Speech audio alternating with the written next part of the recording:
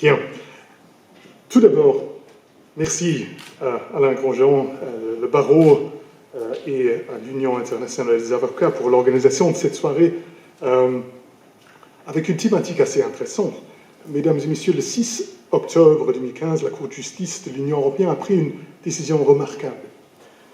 Remarquable parce que l'arrêt de la Cour de justice dans l'affaire Schrems sera le point de départ d'une future structure touchant à des questions particulièrement intéressantes et importantes pour notre vie. Et la liste des questions inclut entre autres la future conceptualisation des droits fondamentaux dans l'Union européenne, la future structure de l'Internet, les relations externes de l'Union, y inclut les relations transatlantiques, et notre propre vision du pouvoir des services de renseignement des États membres de l'Union européenne. Alors, pas mal de questions pour une petite trentaine de minutes. Alors, je vais essayer de commencer quand même par une petite arrière-plan. Parce que l'arrière-plan est assez fascinant. Alors, Max Schrems, comme évoqué, doctorant à l'Université de Vienne, apprend pendant ses études, comme nous tous, par les révélations de Edward Snowden, concernant les activités des services de renseignement des États-Unis, notamment la NSA, que nous sommes tous l'objet d'un vaste et permanent système de surveillance. Et à travers des données que nous émettons, ne pas seulement en surfant l'Internet, mais aussi les données qui résultent de notre utilisation des téléphones portables ou des montres de sport avec connexion satellite, toutes ces données. Alors, Max Schrems est un activiste assez sympathique, nous n'avons pas assez de ce genre en Europe, je pense, a élaboré un plan permettant d'utiliser les révélations de Snowden pour défendre nos droits en Europe contre une pratique invasive dans un pays tiers. Et à cette fin, il lance deux plaintes. La première au Luxembourg, où il a saisi la CNPD, et la deuxième en Irlande, où il a saisi le commissaire national pour la protection de données, le Data Protection Commissioner.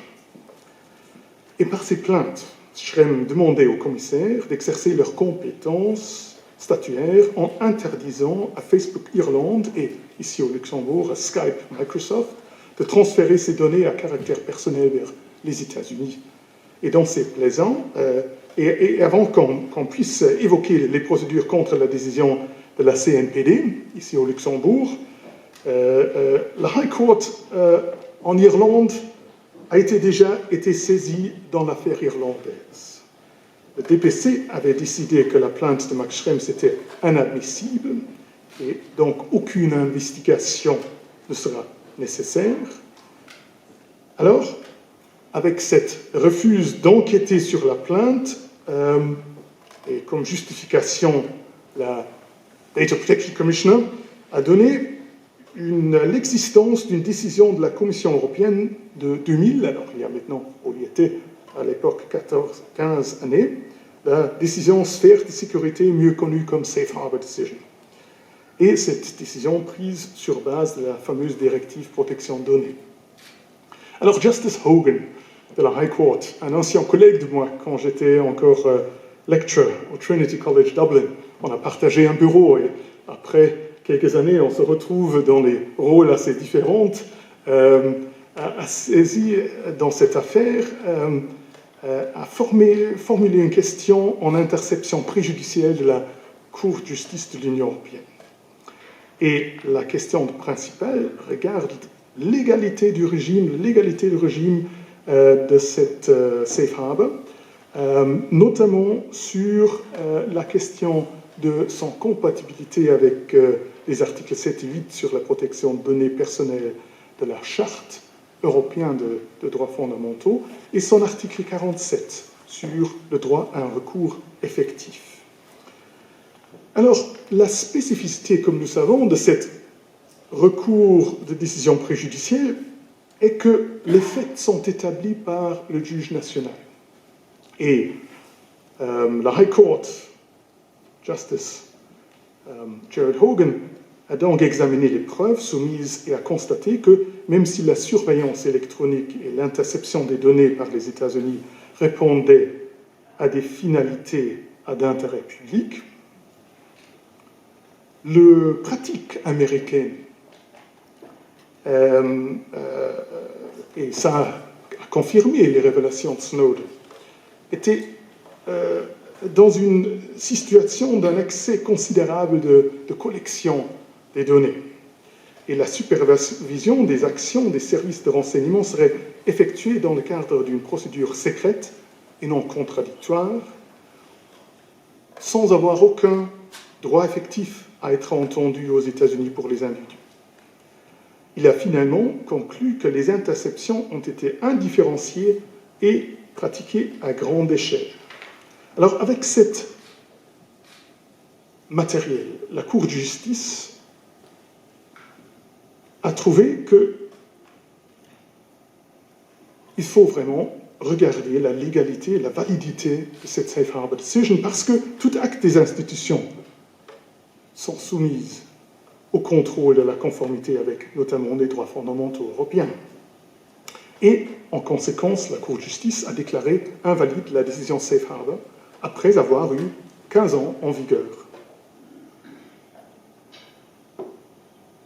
Important pour la CNPD et pour les autres autorités nationales, qui a été déjà évoqué avant, la Cour de justice demande aux autorités nationales d'examiner toute demande de la compatibilité d'une telle décision de la Commission européenne avec la protection de la vie privée et des libertés et droits fondamentaux des personnes avec toute diligence requise. Et la Cour de justice demande beaucoup de diligence, si on lit son arrêt. Alors, mais ça ne s'arrête pas ça, parce que la Cour de justice demande du législateur national de l'action, qui inclut, selon mon avis, le législateur national luxembourgeois. Parce que, même avec une future Safe Harbor 2.0, qui sera peut-être, pendant ce printemps, un jour adoptée, la Cour de justice demande aux CNPD et collègues de contrôler vraiment si les données sont protégées dans les pays tiers, même s'il existe une décision adéquate. Et dit qu'il incombe au législateur national de prévoir des voies de recours permettant à l'autorité nationale de contrôle concernée de faire valoir les greffes qu'elle estime fondées devant les juridictions nationales, afin que la validité de la décision de la Commission peut être soumise par renvoi préjudiciel au fin de l'examen de la validité de cette décision. Alors, ça c'est intéressant. Il faut construire un moyen pour que la CNPD puisse demander à un juge national de contrôler certaines activités de la Commission pour que cette juge national peut entrer dans un dialogue avec la Cour de justice pour contrôle complet. Je connais très peu des juridictions en Europe où ça c'est possible au moment. Bien, alors, le cœur de la décision de la Cour de justice était concerné avec des conditions de protection adéquate par un pays tiers. Sous quelles conditions peut la Commission dire qu'un pays tiers a un niveau de protection suffisamment élevé pour que la Commission peut permettre en bloc tout échange de données avec ce pays tiers? La raison est claire. La directive et aussi le futur règlement de protection de données craint un contournement des règles strictes européennes de protection de données. Craint que si on n'a pas cette règle sur le transfert des données vers les pays tiers, les règles européennes seront contournées par tout simplement tout transfert très vite vers des pays tiers. Mais en réalité, souvent, ce n'est pas si facile de dire quand est-ce qu'un donné est transféré. Par exemple, Google réclame qu'ils font le stockage de toutes les données qu'ils ont du monde entier comme dans un grand disque dur. Alors ils mettent des petits éléments de toutes les données qu'ils ont dans tous leurs ordinateurs qu'ils ont à leur disposition. Et dans ces conditions, c'est très difficile de dire quelle donnée a été transférée dans quel moment, dans quelle juridiction. Alors il faut peut-être en futur aussi revisiter cette question de transfert, qu'est-ce que ça veut dire. Mais pour la Cour de justice, deux questions se posent. La première est la définition d'une protection adéquate. Et là, adéquate, la Cour de justice nous rappelle, ne veut pas dire identique. Ça veut dire qu'un pays tiers ne doit pas assurer un niveau identique pour être adéquate, mais doit assurer, pas seulement en théorie, pas seulement selon la loi écrite dans les livres, mais en réalité, effectivement, en raison de sa législation interne ou ses engagements internationaux, un niveau de protection de liberté et de droits fondamentaux substantiellement équivalent à celui garanti au sein de l'Union. Alors la question 2, c'est qu'est-ce qu'est substantiellement équivalent? Parce que jusqu'à maintenant, on nous a donné une phrase, remplacée avec l'autre qui est plus concrète. Alors, si on regarde ce que la Cour de justice nous dit là, la fiabilité du système de protection des droits repose, selon la Cour, essentiellement sur la mise en place des mécanismes efficaces de détection et de contrôle permettant à identifier et de sanctionner en pratique d'éventuelles violations des règles assurant la protection des droits fondamentaux. Et dans ce contexte, le système américain était manquant, parce qu'il ne fait aucune référence à l'existence d'une protection juridique efficace contre les ingérences. En effet, les individus, notamment les individus européens, n'avaient pas accès à une juridiction indépendante pour faire contrôler l'utilisation des services secrets américains des données collectées en Europe. Et seulement équivalents sont les systèmes de droit qui est limité au strict nécessaire d'accès, et là on entend les règles générales de limitation des droits fondamentaux, et strictement qui n'a pas une réglementation qui autorise de manière généralisation la conservation de l'intégralité des données de toute personne dont les données ont été transférées depuis l'Union vers les États-Unis sans qu'aucune différenciation, limitation ou exception soit opérée en fonction d'objectifs poursuivis et sans que soit prévu un caractère objectif permettant de délimiter l'accès des autorités publiques aux données et leur utilisation ultérieure à des fins précises, strictement restreintes, susceptibles de justifier l'ingérence. Alors, avec ça, la Cour de justice lance sa bombe. Parce que la Cour constate que, manquant ça,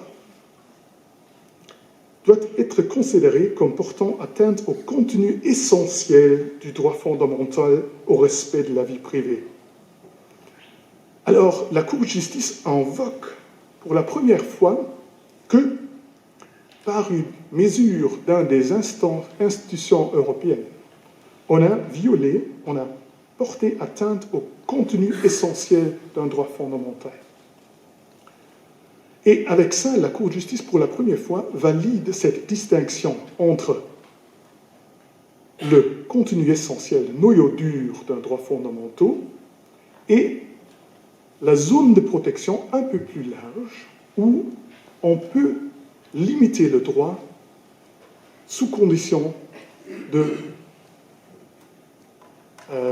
ne pas seulement avoir une loi qui prévoit cette limitation, mais aussi la question de proportionnalité sera acceptée. Alors, et la Cour de justice répète ça en disant aussi cette décision de la Commission en vue de la législation américaine ne respecte pas le contenu essentiel du droit fondamental à une protection juridictionnelle effective. Alors, ne pas seulement cet droit substantiel de protection de données, mais aussi cet droit procédural à une protection juridictionnelle effective. Alors, quelle est la suite? Comité article 29, article 29 Working Party des Commissions de protection de données nationales a mis un ultimatum caché en octobre disant bon, si avant fin janvier 2016, alors maintenant, la Commission n'a pas trouvé une solution adéquate avec des homologues américaines, les autorités prendront toutes les mesures nécessaires, y inclus les actions coordonnées de mise en œuvre des droits. Moi, je me posais pourquoi seulement fin janvier, pourquoi pas en octobre, mais c'est autre question. Finalement, la Cour de justice a invalidé le safe harbor. Mais quand même, il faut se rappeler que l'affaire originale était l'affaire devant la juridiction irlandaise que la Data Protection Commissioner ne voulait pas investiguer, ne voulait pas faire son travail. Alors maintenant, il fait son travail. Mais nous avons maintenant une certaine cacophonie parce qu'il y a des divers comités de protection de données nationales, et en Allemagne, il y en a 16, parce que ce n'est pas sur niveau fédéral, mais au niveau de l'Inde. Alors, plusieurs de ces 16 ont déjà commencé à introduire certains transferts de données. Alors, j'ai déjà évoqué pour le futur cet grand élément d'intérêt aussi théorique pour les droits fondamentaux, qu'on va explorer, qu'est-ce que le contenu essentiel de plusieurs autres droits fondamentaux. Et là, cet arrêt pourrait déjà avoir son place dans l'histoire des grands arrêts de la Cour de justice, tout simplement pour cette question de contenu essentiel. Mais au-delà, l'affaire évoque aussi très grande question d'intérêt général et y inclut, comme j'ai discuté quand j'ai indiqué au départ, la future structure de l'Internet. Alors, quand on se passe, on s'arrive à des questions si l'Union européenne veut en futur, d'une manière quasi extraterritoriale, demander aux autres juridictions dans le monde d'offrir une protection adéquate comme nous pensons le niveau nécessaire. Parce que, quand même, il faut vivre dans un monde déterritorialisé dans l'Internet, où toute donnée est en train d'échanges permanents autour du monde. Et là, on voit déjà des premières étapes, elles ont été déjà évoquées. Aux États-Unis, sur base de lobbying des grandes entreprises américaines d'Internet, on voit un projet de loi, le US Judicial Redress Act, qui essaie d'adresser plusieurs des plaintes de la Cour de justice, qui a déjà, dans une vitesse inconnue, passé la première chambre législative américaine, la House of Representatives, et est pour l'instant devant le comité juridique du Sénat américain. Alors, le jeudi, j'ai entendu parler aujourd'hui, la vote prendra place dans le comité juridique du Sénat américain, et des opinions sont encore partagées s'il y aura de majorité nécessaire, mais si ça passe avec les autres mesures exécutives américaines, peut-être une base au moindre minimale pour adresser les différents problèmes sera faite. Alors, peut-être on peut être un peu optimiste que cet arrêt de la Cour de justice a déjà eu ses effets transatlantiques avec une procédure législative assez vite qui permettra après à la Commission de reprendre une deuxième type de safe harbor decision. Mais le risque est au sein de l'Europe évident, parce que si on n'arrive pas à cette nouvelle safe harbor decision, notre distribution des compétences sur les 40 commissaires de protection de données, alors les 28 plus les différentes régionales dans les différents pays, je pense sont à peu près 40, risque de vraiment être une cacophonie, et ça risque finalement que même le transfert des données au sein de l'Europe ne sera pas si libre. Ce n'est pas seulement vis-à-vis des États-Unis ou vis-à-vis de la Chine, mais au sein de l'Europe, si les différents protecteurs de données trouvent des différentes décisions. Pour ça, c'est intéressant de voir que le nouveau règlement prévoit un Data Protection Board, mais il faut voir comment ça fonctionne, si ce n'est pas nécessaire d'entrer même sur niveau européen, sur un niveau européen de protection de données indépendante, autorité indépendante, comme prévu par l'article 8, paragraphe 3 de la Charte. La deuxième question qui évoque cette affaire sont des conséquences pour des pouvoirs des services de renseignement des États membres de l'Union européenne. Parce que les commentaires américains, ils ont commencé à dire « Ah, vous Européens, vous avez une double morale. Parce que vous critiquez la législation américaine pour toutes ces faiblesses qui sont là, évidemment, mais votre législation nationale dans les pays comme la France, le Royaume-Uni, les Pays-Bas, l'Allemagne, n'est pas mieux. La dernière génération de la législation française peut être même regardée assez beaucoup plus pire que ce que offrent les Américains pour l'instant. Et là, cette interaction entre la Cour de justice de l'Union européenne et la Cour européenne des droits de l'homme devient très intéressante. Et je vois que, et c'est important pour notre discussion ici, dans les dernières semaines, la Cour européenne des droits de l'homme a publié 2 arrêts, post-Schrems, entrant en discussion avec la Cour de justice sur l'affaire Schrems. L'une est l'affaire Sakharov contre Russie, 4 décembre 2015, de la Grande Chambre, où la Grande Chambre a dit à l'unanimité, dans une affaire concernant le système d'interception secrète des communications de téléphone mobile en Russie, qu'il y a eu violation de l'article 8 de droit au respect de la vie privée et de la correspondance.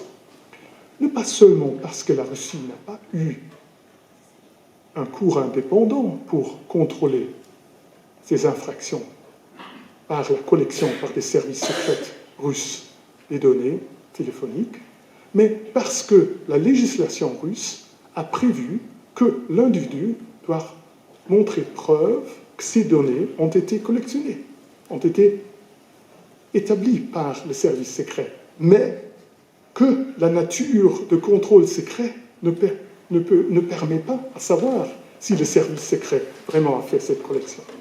Alors, les Russes ont été déjà un étape plus avancé que les Américains, mais ça suffit clairement pas. Alors, il faut avoir des garanties adéquates et efficaces contre les abus, car un système de surveillance, dit la Cour européenne des droits de l'homme secrète, destiné à protéger la sécurité nationale, risque de saper, voire de détruire la démocratie au motif de la défendre. Ce sont des mots forts et des mots importants. Dans une autre affaire, dans l'arrêt Szabo et Vichy contre l'Hongrie, publié le 12 janvier, alors il y a à peine une semaine, la CEDH s'est statuée sur un État membre de l'Union européenne, et là la Cour a conclu, dans une affaire concernant la législation hongroise introduite en 2011 sur les opérations secrètes de surveillance antiterroriste. Alors, une thématique que nous connaissons tous dans le débat national. Et la Cour admet que les formes prises par le terrorisme de nos jours ont pour conséquence naturelle un recours par les gouvernements à des technologies de pointe, notamment à des techniques de surveillance massive des communications afin d'éviter des incidents imminents. Mais tout ça se doit passer dans le cadre d'état de droit et doit être accompagné par des garanties nécessaires contre l'abus. Et ce n'était pas notamment, selon la Cour, fait en Hongrie, parce que, selon la loi hongroise, pratiquement n'importe qui en Hongrie pourrait être soumis à une surveillance secrète et la possibilité d'ordonner des mesures d'interception de masse de données concernant des personnes, même en dehors de la catégorie initialement visée par le pouvoir exécutif, sans aucun contrôle, sans faire objet d'une appréciation de la question de savoir si elle est strictement nécessaire et en l'absence de toute mesure de recours effectif, judiciaire ou autre. On entend déjà parler la Cour européenne des droits de l'homme statuer sur la législation française récente. Alors, intéressant est aussi que la Cour européenne des droits de l'homme cite deux fois à position prominente dans cette affaire Chabrol, ici l'affaire Schrems de la Cour de justice de l'Union européenne. Ça veut dire, en Europe, on a maintenant un système juridique assez uniforme par les deux grandes cours qui permet ne pas seulement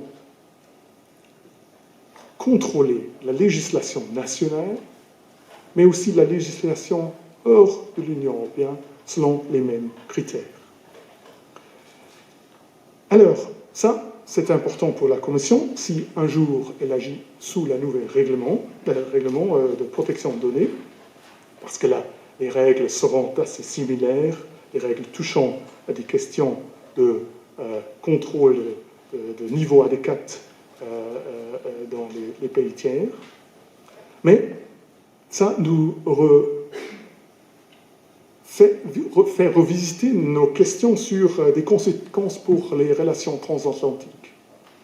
Parce que ce genre de questions a des conséquences, non pas seulement pour des accords déjà pris, comme le EU-US Framework Agreement on the Protection of Personal Data when Transferred and Processed for Law Enforcement Purposes, mais aussi le EU-US, et là on va entendre beaucoup plus maintenant, Terrorist Financing Tracking Program, et en plus pour les négociations du TTIP et du TISA, les grands accords potentiels de libre-échange des biens et des services transatlantiques, où on avait eu déjà dans les paquets de négociations les demandes de supprimer toute règle domestique, alors européenne ou américaine, limitant le transfert de données sur niveau transatlantique.